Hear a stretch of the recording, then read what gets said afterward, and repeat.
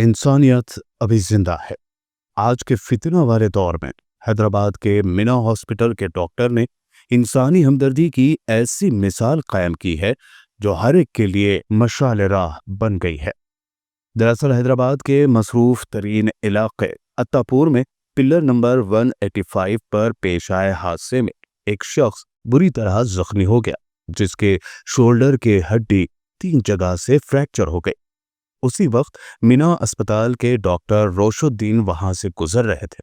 उन्होंने न सिर्फ अपनी गाड़ी रोककर जख्मी शख्स को एम्बुलेंस के जरिए अस्पताल पहुंचाया, बल्कि शख्स की जानिब से प्राइवेट अस्पताल का खर्च बर्दाश्त न करने की बार बार कही गई बात को दरकिनार करते हुए उनका अस्पताल में इंतहाई कम खर्च पर इलाज करवाया। काबिल मिसाल बात यह रही कि डॉक्टर रोशुद्दीन ने यह नहीं देखा कि वो शख्स किस मजहब से ताल्लुक रखता है। उन्होंने सिर्फ और सिर्फ इंसानी हमदर्दी की बिना पर यह काम किया। मीना अस्पताल के जिम्मेदारान ने भी अपने डॉक्टर के इस इंसानी हमदर्दी के जज्बे को सराहा और जख्मी शख्स की सर्जरी के तमाम चार्जेस खुद ही बर्दाश्त किए। काबिल जिक्र है कि अत्तापुर पिलर नंबर 254 पर वाक़ मीना हॉस्पिटल दिगर कारपोरेट हॉस्पिटल्स की बनिस्बत काफी कम खर्च पर इलाज मुहैया करवाता है। कुर्बानी के महीने में यानी जिलहज के मौके पर डॉक्टर रोशुद्दीन को हर शख्स उनके इस इंसानी जज्बे को कदर की निगाह से देख रहा है और उन्हें सलाम कर रहा है। मैं यहाँ मीना सुपर स्पेशलिटी हॉस्पिटल में चीफ कंसल्टेंट ऑर्थोपेडिक सर्जन हूँ। तो ये प्रेस कॉन्फ्रेंस बनाने का मकसद ये था कि हम ये बताना चाह रहे थे, हमें फ़ख्र हो रहा है ये बोलते हुए कि अल्हम्दुलिल्लाह एक पेशेंट को हमने यहाँ पे ऑलमोस्ट फ्री में तकरीबन उनकी बहुत बड़ी सर्जरी की है। उनके तमाम चार्जेस वगैरह जो है मैनेजमेंट की तरफ से कवर अप हो चुके थे। और ये पेशेंट कैसा आया, इसकी भी बहुत बड़ी कहानी है कि मैं यहाँ से अपना काम ख़त्म करके वापस घर के लिए रवाना हो रहा था। तो अत्तापुर पिलर नंबर 185 पे 185 पे मैंने देखा कि एक आदमी है, मतलब उसको कुछ और लोग जो है घेर के ठहरे हुए हैं। देन आई कुड सी, मैंने देखा थोड़ा बहुत कि वो तकलीफ़ में। तो मैंने बस गाड़ी अपनी साइड में ठहराई एंड देन गया उसके तरफ एंड उससे पूछा। तेलुगु में गुफ्तगू हो रही थी बेसिकली, क्योंकि वो तेलुगु स्पीकिंग आए थे। तो मैंने उनसे तेलुगु में बात की मैंने उनसे। तो मैंने उनसे पूछा कि आपको क्या तकलीफ़ हो रही है। मुझे लगा कि उनके पैर की हड्डी टूट गई होगी।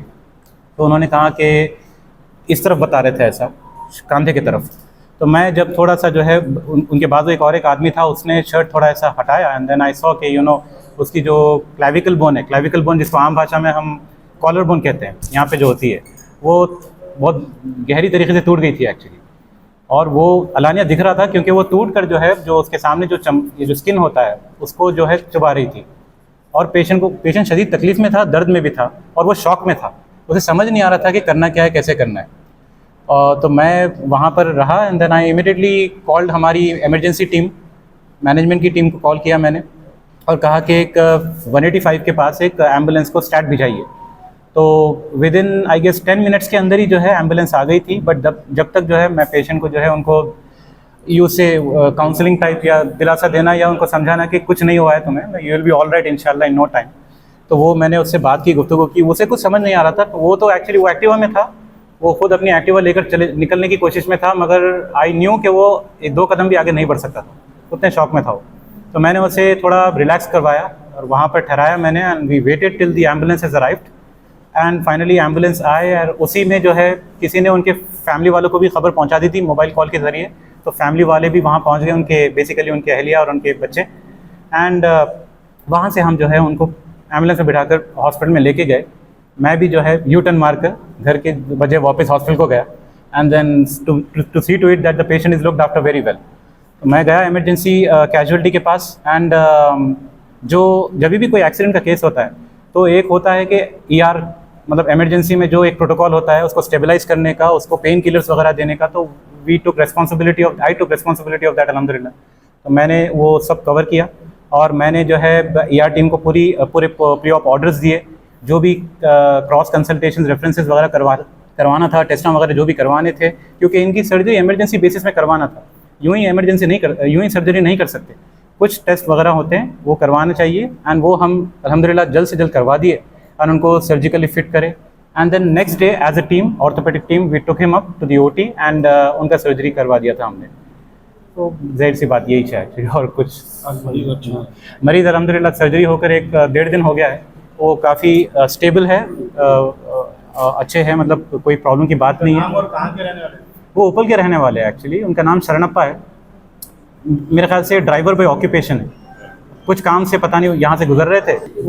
ऑलमोस्ट फ्री ऑफ कॉस्ट, क्योंकि कुछ बेसिक मिनिमम रिक्वायरमेंट्स होते हैं जो फॉर एग्जांपल दवाई के कुछ टेस्टों के वो तो उन्होंने किए थे, बट जो मेजर चार्जेस होते हैं जैसे कि surgery charges, OT charges, ICU charges, वो पूरे वेव्ड ऑफ किए गए थे। और post of checkups, cross reference जो दूसरे डॉक्टर भी आके उनको देखा था उन्होंने, तो ये तमाम वेव्ड ऑफ किए गए थे। मैं बहुत शुक्रगुजार हूँ मीना सुपर स्पेशलिटी हॉस्पिटल का कि उन्होंने ये इनिशिएटिव लिया कि irrespective of whatever is happening, irrespective of whatever the background that patient comes from, we made sure that he is well looked after, everything was taken care of, everything was covered। तो ये सब हमने किया अल्हम्दुलिल्लाह। मेरा नाम सुवर्णा है sir. आपके हस्बैंड का नाम शरणप्पा है। क्या हुआ था? उसको एक्सीडेंट हो गया था रोड पे, कौन सी और रोड पे एक्सीडेंट हुआ था ना? इधर अतापुर रोड पे। और कौन से डॉक्टर हॉस्पिटल को लेके आया? मीना हॉस्पिटल का। कैसे लाया? किस तरीके और डॉक्टर ने देखा वो वहाँ कौन से पर। Doctor? Meena hospital. Meena hospital उसका नाम पूरा नहीं याद है। उन्होंने लेकर आए, मेरा को बोले इतना पैसे लगते हैं, मैं बोलते मैं को उतना ताकत नहीं है बोले। मैं हम मैनेजमेंट से बात करके सर्जरी करते बोल के बोले तो करे। फिर आपको पैसे लगे? नहीं लगे। अच्छा उसको तो उन लोग इस लगा।